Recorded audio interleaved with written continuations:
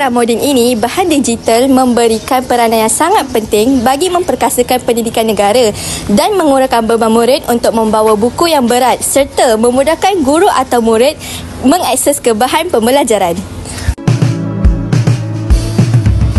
Pada hari ini, saya Siti Nur Aisyah dan Cikgu Khadijah akan membincangkan tentang topik ini.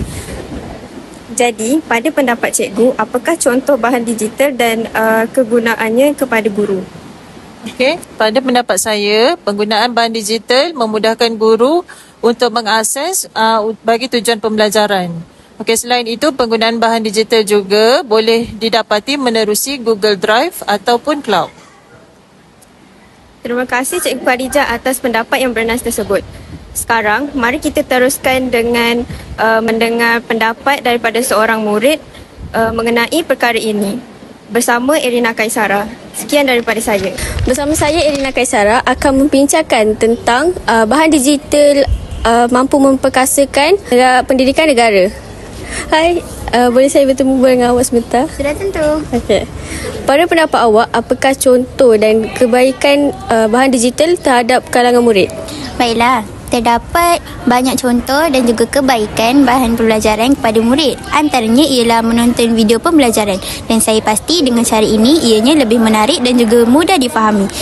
Untuk pengetahuan juga, ianya senang untuk diakses sekiranya murid tersebut mempunyai peranti dan juga peranti yang lebih mudah lah kan untuk mengakses internet untuk menonton video pembelajaran tersebut, sama ada di sekolah, di rumah dan juga di tempat lain.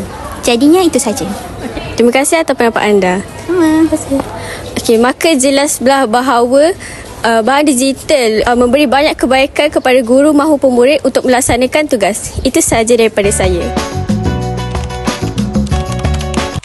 Saya Alisha Fatini akan meneruskan temu bual kita lagi bersama Sir Faizal untuk berkongsi maklumat tentang peranan bahan digital di sekolah. Saya nak tanya cikgu, apakah peranan bahan digital di sekolah? Okey, sebenarnya kita mempunyai banyak peranan bahan digital di sekolah. Dan antara bahan-bahan digital ini, peranan-peranan utamanya adalah dari sudut pendidikan, dari sudut komunikasi, perniagaan, kesihatan, hiburan dan kebudayaan. Aspek yang kita tekankan yang pertama sekali ialah dari sudut pendidikan. Bahan digital seperti e-book, seperti buku teks, semua ini boleh diperoleh dengan mudah daripada laman website Delima yang telah disediakan oleh pihak KPM.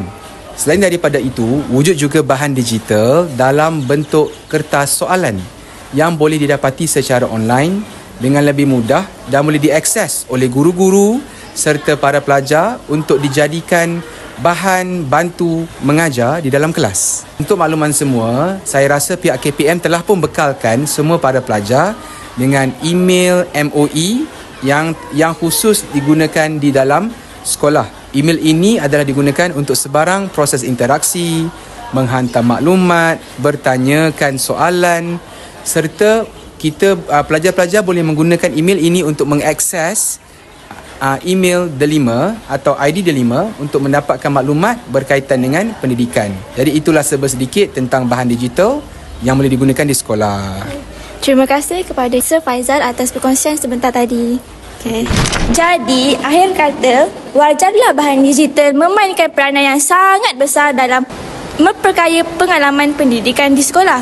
Ia bukan sahaja meningkatkan kualiti pembelajaran dan pengajaran, tetapi juga membekalkan murid dengan kemahiran digital untuk menghadapi cabaran di masa hadapan.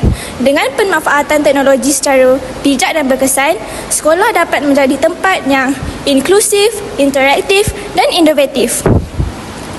Namun begitu, penting untuk memastikan penggunaan peranti digital diimbangi dengan bimbingan yang sewajarnya agar dapat mengoptimumkan faedahnya untuk pembangunan murid secara holistik.